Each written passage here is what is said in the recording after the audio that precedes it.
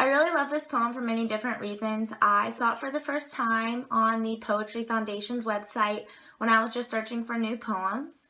The first stanza shows prayer for happiness. I am a very religious person, therefore I am very familiar with prayer. I am constantly praying for happiness like the speaker, so we relate in that aspect. The speaker also talks about uncertain harvests in the first stanza. I can really relate to the speaker in this because I am in college right now and in a time of uncertain harvest because I don't know what is coming next in my life. I don't know what God has planned for me, so I consider that an uncertain harvest. The next stanza it talks about gaining joy through the springtime, which we can all relate to, most of us. I really love the springtime. Being in the sunshine and seeing the flowers blooming and hearing the birds chirp just really gives me joy. And seeing that the speaker can relate to this also makes me just feel connected to the poem. In the last stanza, it talks about God's creation and relating that to how He loves us.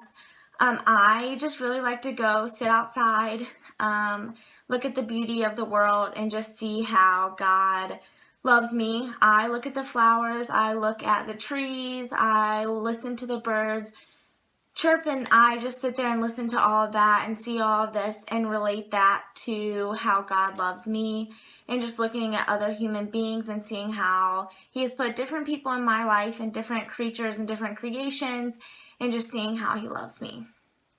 Religion plays a huge role in my life.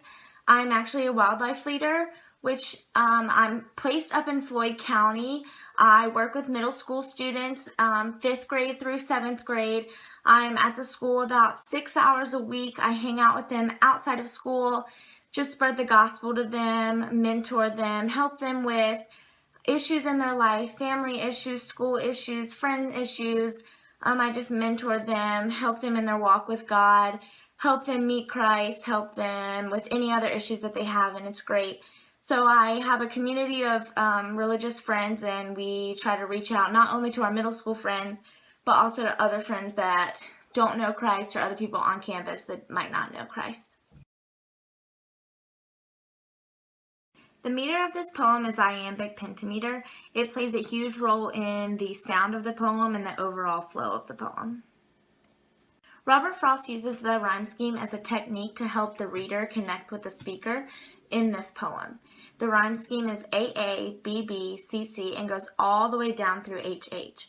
I didn't notice it the first time I read through the poem, but after the 3rd or 4th time, I saw that the rhyme scheme helped me connect with the thoughts of prayer and spring and helped kind of intertwine both of them, and so that I saw the beauty within both of them.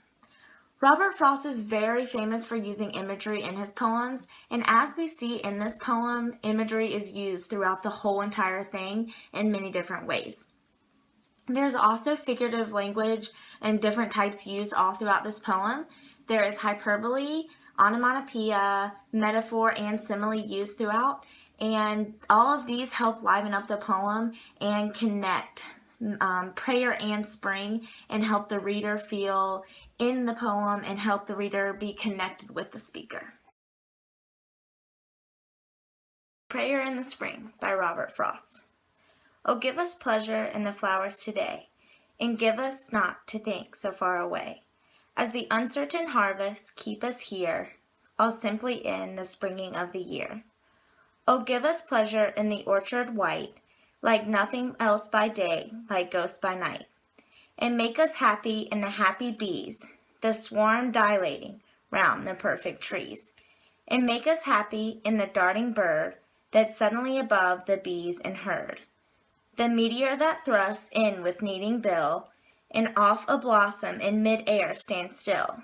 For this is love, and nothing else is love, the which it is reserved for God above, to sanctify, to which far ends He will, by which it only needs that we fulfill.